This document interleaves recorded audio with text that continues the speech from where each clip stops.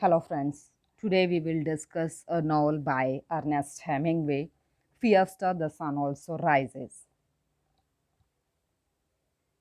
Ernest Hemingway is an ardent admirer of Mark Twain, once said that all modern American literature comes from one book, Huckleberry Finn.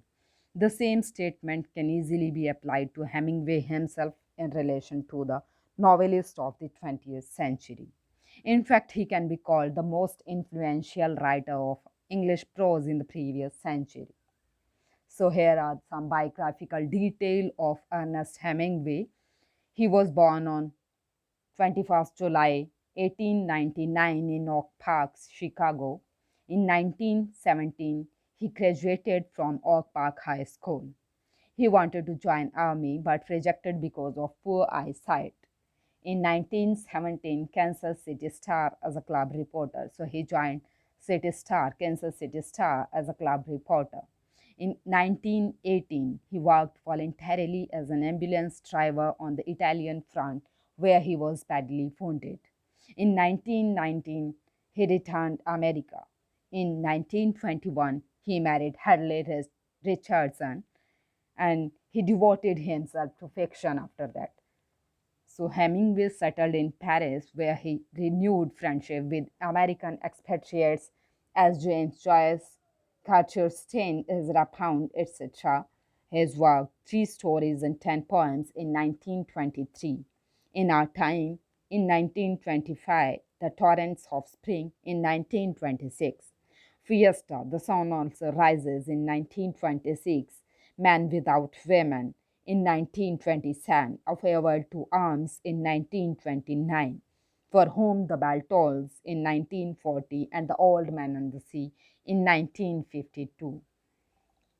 He was awarded Pulitzer Prize in 1953 for the book Old Man and the Sea. He was awarded Nobel Prize for Literature in 1954. His health began to fall. He became a patient of deep depression. He became highly suspicious of the motives of others. On 2nd July 1961, he committed suicide by shooting himself. So now the detail of the book, The Sun Also Rises.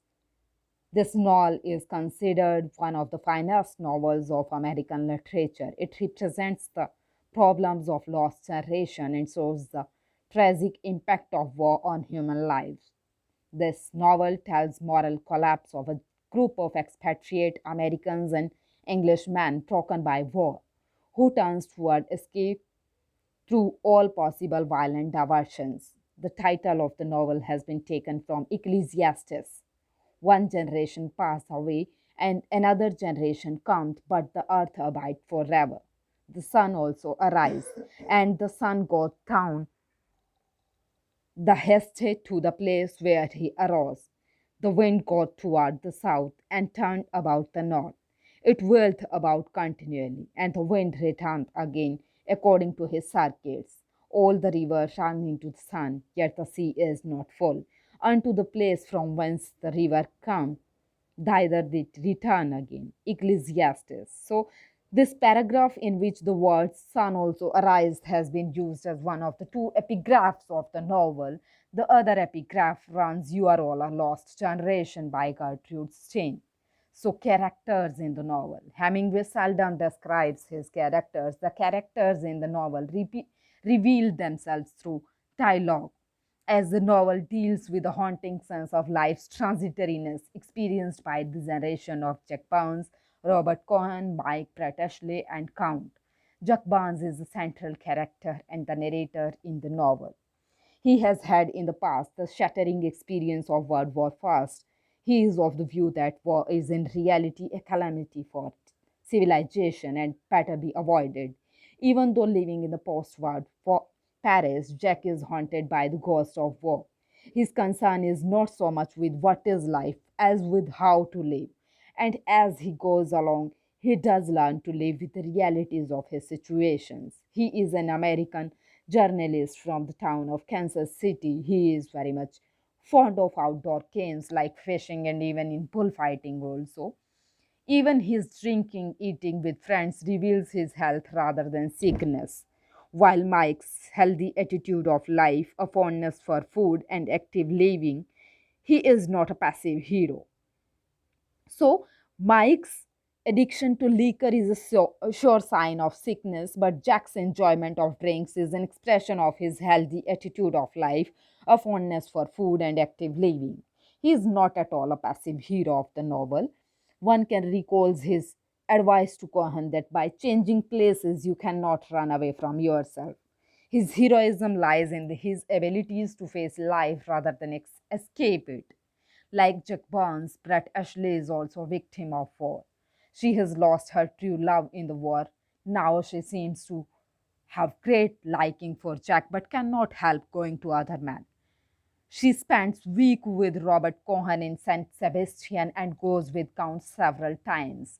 In Pamplona, she is unable to resist Pedro Romero, but these relationships are not proved a success for her. So she has returned time and again to Jack Barnes. It is who has satisfied her true emotional self. Like him, she is growing character of the novel. She attains maturity in the end. She comes out of the dark night of her moral lostness and rises again like sun. Pedro Romero is also as bullfighter in the novel. He is very much courageous and has remarkable control on his emotions. He is also an example of primitive character. It is only a naive person like him can think of reshaping Brett into a traditional woman. He refuses to move out of the walls of his traditional heritage. Robert Cohen is another character who is brought up in the modern environment of urban America. He is practicing writer of fiction. Cohen's problem is that he is very much bookish, which is a derogatory term meaning that the person is out of touch with the reality. He looks at life through the glass of books. He has inferiority issues and lack of confidence. He is not a man of experiences. He is a total stranger to life. Several other characters, important characters in the novel's pattern of meaning, are Bill and Mike, Wells and Harris, and the Count. Most of them are made to confront Pratt and Jack. So, here are some details of the novel. Ernest Hemingway has written his own version of the Wasteland. The generation is lost because it has experienced the shock of the First World War in early youth. Its heritage of Victorian values have been destroyed by the war.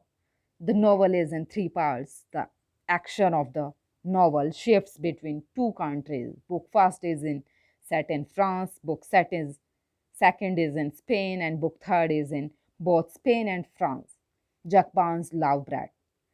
Jack Barnes loves very much Brett, but is troubled by her inconsistency and yet is unable to detach himself from her. Ashley knows that consummation is not possible in this relationship with Jack, so she agrees to marry Mike Campbell and have she has many relationships with Cohen also and Pedro Romero. The group of expatriates go to Pamplona in Spain where they watch fiesta for a week and at the end they are seen returning to Paris. In Pamplona, Brett gets involved with Romero, who refuses to come out of the walls of tradition or innocence. But at the end, by returning to Jack, Brett takes a firm decision. This novel dramatizes the development of Jack and Brett from a state of chaotic emotions to a control and discipline over these emotions.